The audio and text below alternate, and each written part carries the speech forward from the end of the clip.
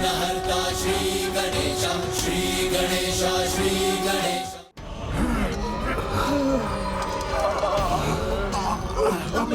चलो चलो। आप वहाँ क्यों जा रहे हो? वहाँ नदी गहरी भी है और उबलते तेल के समान उष्ण भी है। वहाँ जाकर मूर्खता मत करो। ये भ्रम मत पालो कि तुम्हारे इस उबलते द्रव में उतरने से ये तुम्हें छोड़ देंगे। इनकी मृत्यु हो चुकी है।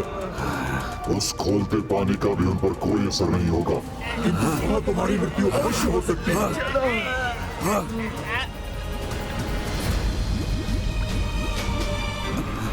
कहा था मत जाओ।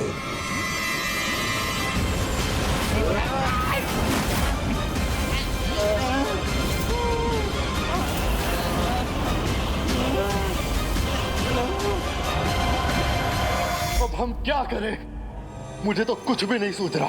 यदि मित्र असुरों का शरीर ही नहीं रहेगा तो हम उन्हें मृत्यु संजीवनी तक लेकर कैसे जाएंगे? अब ये असुर कौन सी नई योजना बनाएंगे?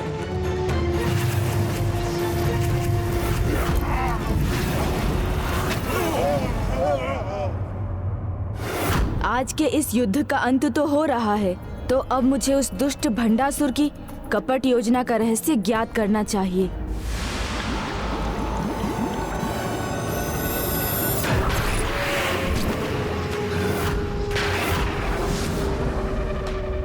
सत्य कहा था तुमने।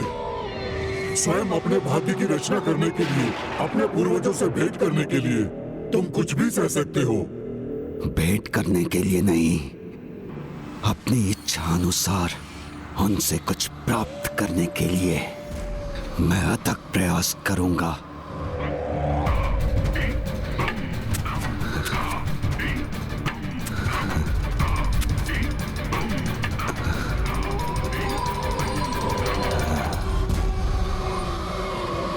चलो, एक बाधा तो तुमने पार की, किंतु असुर महानायक भंडासुर तुमसे पहले जिसने भी यहाँ पहुंचकर अपने दोनों हाथों से इस पर्वत पर चढ़ने का प्रयास किया, उनकी ऐसी दुर्दशा हुई, तो फिर तुम एक ही हाथ से कैसे आगे बढ़ोगे? ऊपर चढ़ते हुए यदि तुम गिर गए तो ये नुकीले पत्थर तुम्हारे शरीर में छिद्र कर देंगे। यदि पीछे जाने का सोचा तो ये असुर तुम्हें मार डालेंगे। अब तुम क्या करोगे? सभी चुनौतियां जिसके सामने आने पर घुटने टेक देती है, उस भंडासुर के आगे आज ये भयंकर पितृ पर्वत भी झुकने के लिए विवश हो जाएगा।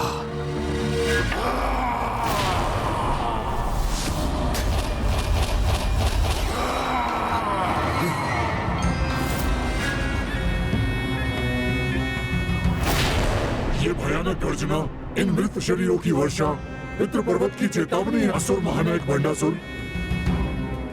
इतनी कठिन चढ़ाई चढ़ने के लिए यहाँ तक आने में पुनः सोच लो, कर पाओगे? वो भी मात्र एक हाथ से? भंडासुर के कौशल, साहस और शक्ति पर संदेह करने का दुस्साहस मत करो। और एक हाथ से चढ़ना होगा, ये किसने कहा? तुम हो ना मेरे साथ, मेरा दूसरा हाथ बनने के लिए। मैं तुम्हारा दूसरा हाथ नहीं बन सकता। मुझ में इतनी शक्ति कहाँ जो इस चढ़ाई पर तुम्हारा भार उठा सकूं? किंतु मुझ में तो अभी भी इतनी शक्ति है कि मैं किसी को भी कुचल कर रख दूं। तुम्हें भी। नहीं, नहीं। हाँ कहोगे तो सुरक्षित रहोगे, और अगर ना कहोगे तो तुम्हारा रहना ना रहना दोनों एक समान होगा।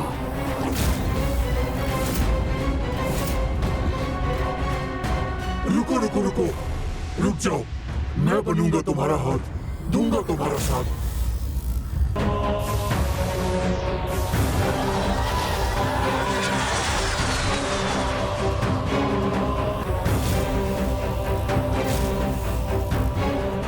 की कमी तो दूर हो गई। अब अगली चुनौती इस पर्वत पर चढ़ना है।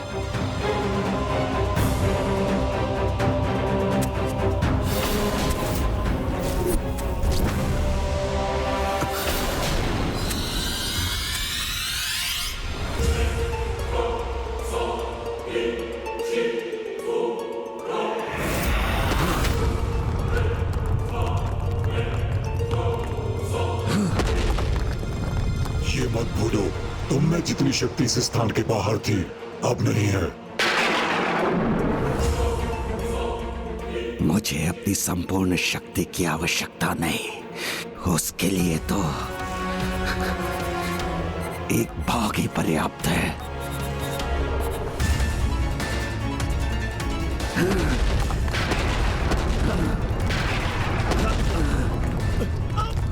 मुझे क्यों चोट पहुंचा रहे हो?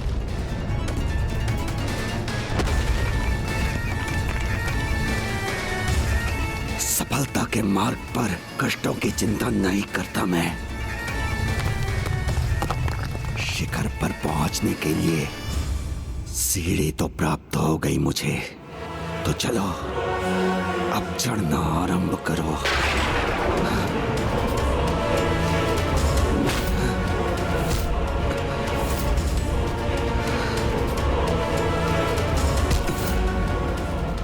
भंडासुर कहाँ और किसकी सहायता से अपनी क्या कपट योजना संपन्न करना चाहता है, और मुझे कहीं भी उसका आभास क्यों नहीं हो रहा है?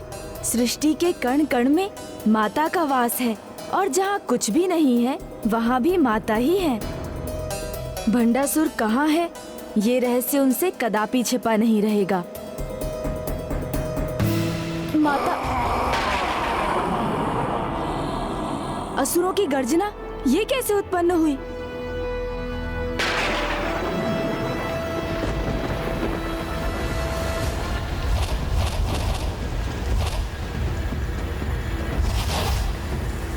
इस द्रव्य के प्रभाव से ये असुर तो पुनर्जीवित होने लगे। अमरपुर से इस मृत संजीवनी सुरा की वर्षा करवा कौन रहा है?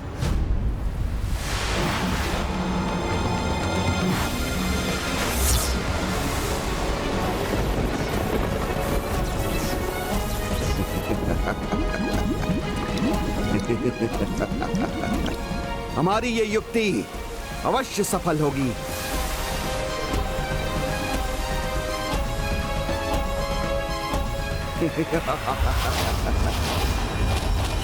शव यहाँ नहीं आ सकते तो क्या हुआ?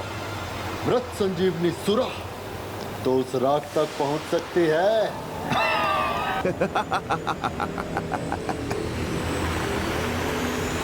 तुम्हारी कुटिलता का अंत अब यही होगा।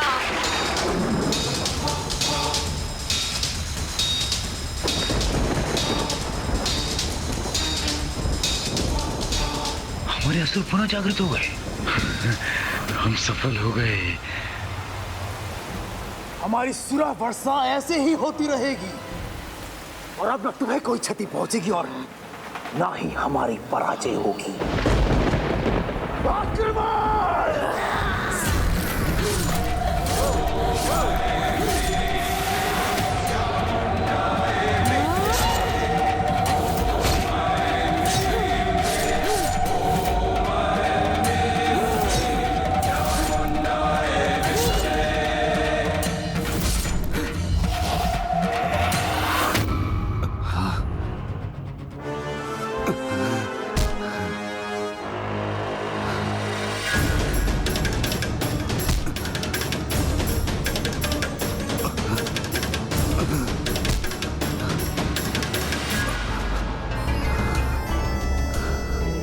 देवी पर मेरी विजय का उपाय शीघ्र ही प्राप्त होगा मुझे, क्योंकि कुछ ही क्षणों में पितृ पर्वत के शिखर पर होंगे हम। नहीं नहीं भंडासुर, हम नहीं। एकमात्र मैं होऊंगा पितृ पर्वत पर, और तुम होगे वहां नीचे उन कंकालों के मध्य। मुझे तुम्हारी आवश्यकता बस यहीं तक थी।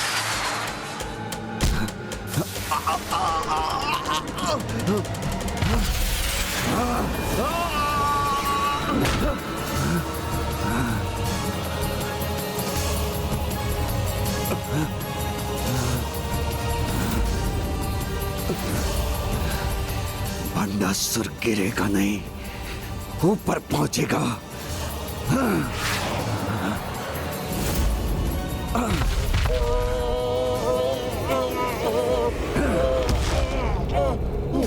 असुर महानायक भंडासुर, मैंने जो किया उसके लिए मुझे क्षमा कर दें, और मुझे नीचे गिरने से बचाने के लिए मेरी सहायता कीजिए।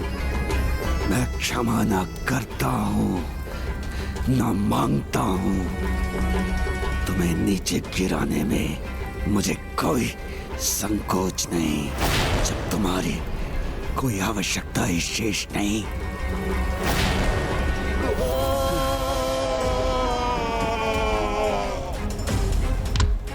किसी का लाभ उठाकर उसे ठोकर मारना तो चलता है। असुर महानायक भंडासुर, तुम्हारा स्वागत है।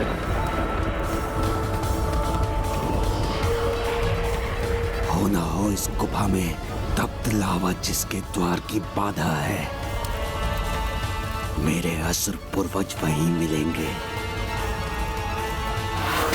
ये सुरा वर्षा रुकेगी तभी उस दुष्ट भंडासुर का ये षड्यंत्र विफल होगा, और मुझे ज्ञात है ये कैसे करना है। माता, मृत संजीवनी सुरा को हम देवता ग्रहण और नष्ट नहीं कर सकते, किंतु सभी सुराओं के स्वामी सुरा सागर इसे अपने भीतर समाहित कर इन असुरों को रोक सकते हैं। सुरा सागर प्रस्तुत होइए।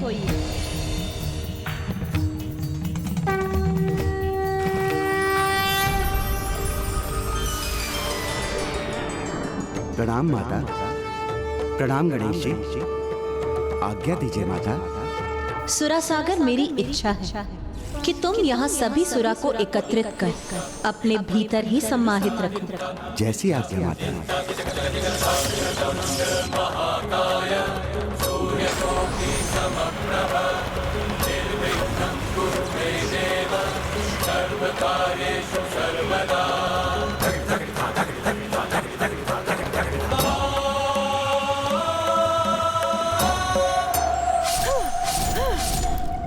बुद्धि के देवता गणेश जी ने अपने कुशागर बुद्धि से इस समस्या का समाधान ढूंढ ही लिया। भंडासुर की इस युक्ति को असफल करने के बाद मैं आगे भी उसकी योजना को सफल नहीं होने दूंगा।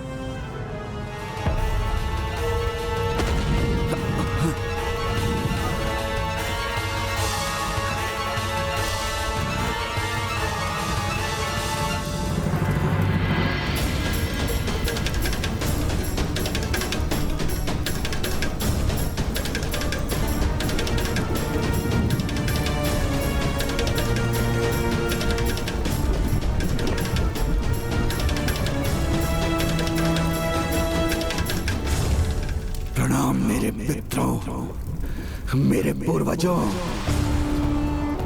तुम यहाँ हमारे निकट पहुँचने में सफल हो ही गए भंडासुर।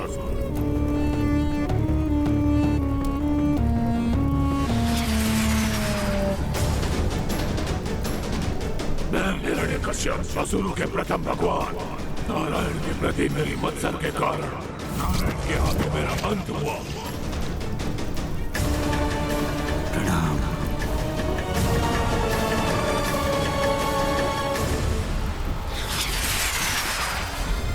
हिरण्याक्ष, इनका अनुज असुरों के दूसरे भगवान से कहीं कम ना था मैं। बस मेरा भी यही मत मेरे अंत का कारण बना।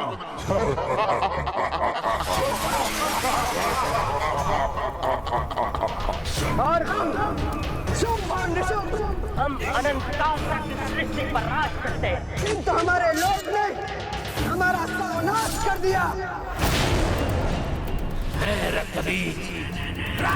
अकेला ही अपने अनेक प्रतिरूपों से समस्त ब्रह्मांड को भर देता, किंतु मेरे लोक के कारण मेरा वध हुआ। इन सभी असुरों से भी पहले हम चंडमुंड ही असुर महानायक थे। हमारी मृत्यु कभी नहीं होती, किंतु हमारे क्रोध ने उसका द्वार खोल दिया।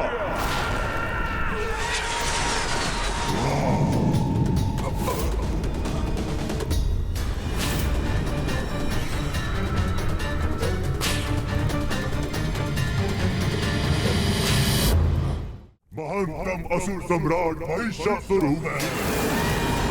मेरे अन्य विकारों से भी अधिक मुझ पर काम विकार के प्रभाव ने मेरा अंत कर दिया।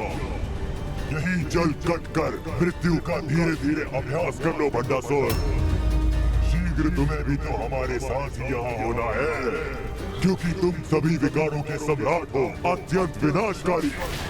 अपना अंत करवाने नहीं, देवी पराशक्ति के विरुद्ध युद्ध में आपके योगदान के स्वरूप वो महाअस्त्र प्राप्त करने आया हूँ, जिससे मैं उस देवी को या मेरे मार्ग में आने वाले किसी भी अन्य देवता और भगवान को परास्त कर सकूं।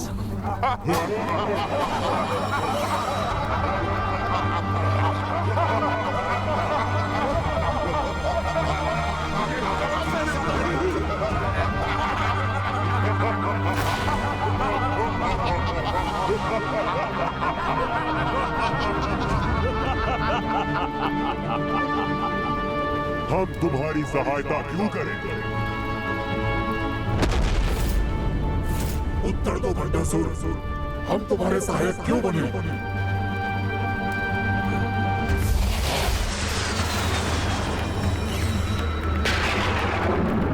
मैं कार्तवीर्य अर्जुन हूँ, जो एक समय सहस्त्र भुजाओं वाला अत्यंत बलशाली असुर सम्राट था।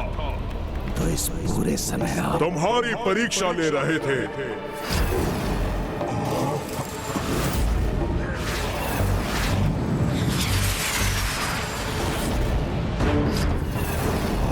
और तुम अपने साहस, सहनशीलता के साथ छल और कपट में अपनी निपुणता का परिचय देकर सफल रहे।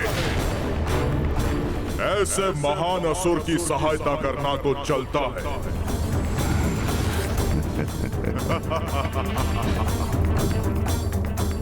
तुम्हारे इन सभी गुणों का प्रत्यक्ष उदाहरण तो हमारे सामने है।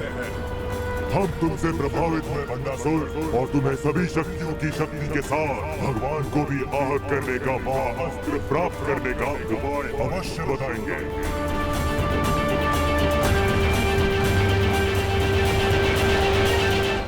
हम तुमसे प्रभावित हुए भंडासुर, और तुम्हें सभी शक्तियों की शक्ति के साथ भगवान को भी आहत करने का महाअस्त्र प्राप्त करने का उपाय अवश्य बताएंगे।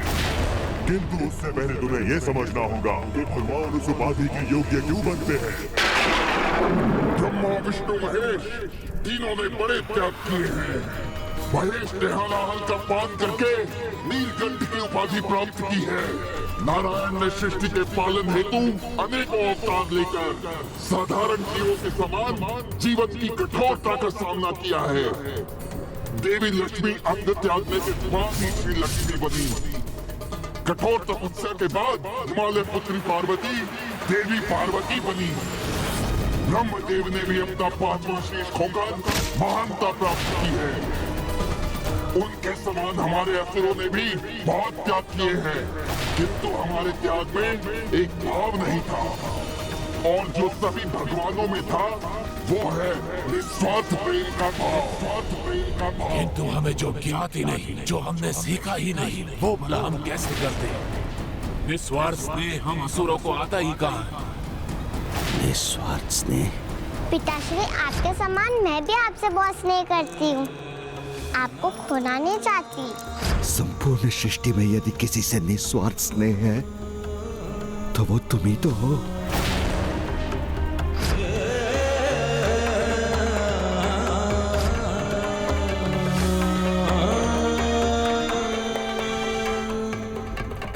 तुम्हें इस बात का अनुभव हुआ है कि कोई है जिसे तुम और जो तुम्हें हृदय की गहराई से निस्वार्थ स्नेह करता है। कौन है वो? तुम्हारी माता, तुम्हारी पत्नी, या फिर तुम्हारी पुत्री?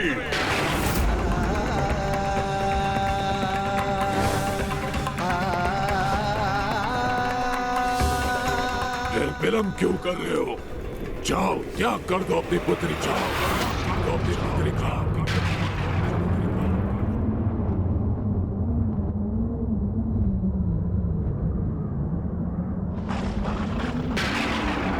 अपनी पुत्री को त्याग दो, अर्थात उसे पाताल की अतल गहराई में ले जाकर उसके शरीर को उन्हीं पंच तत्वों में विलीन कर दो जिनसे उसकी रचना हुई है, और फिर देखो कैसे तुम्हें वो महाअस्त्र प्राप्त हो, कैसे तुम्हें वो महाअस्त्र प्राप्त। जाओ त्याग कर दो अपनी पुत्री का। और फिर देखो कैसे तुम्हें वो महाअस्त्र प्राप्त हो, कैसे तुम्हें वो महाअस्त्र। जाओ त्याग कर दो अपनी पुत्री का, जिससे तुम उस देवी को जाओ भंडासुर, कर पाओगे ये कार्य, दे पाओगे अपनी पुत्री का त्याग, दे पाओगे अपनी पुत्री का त्याग।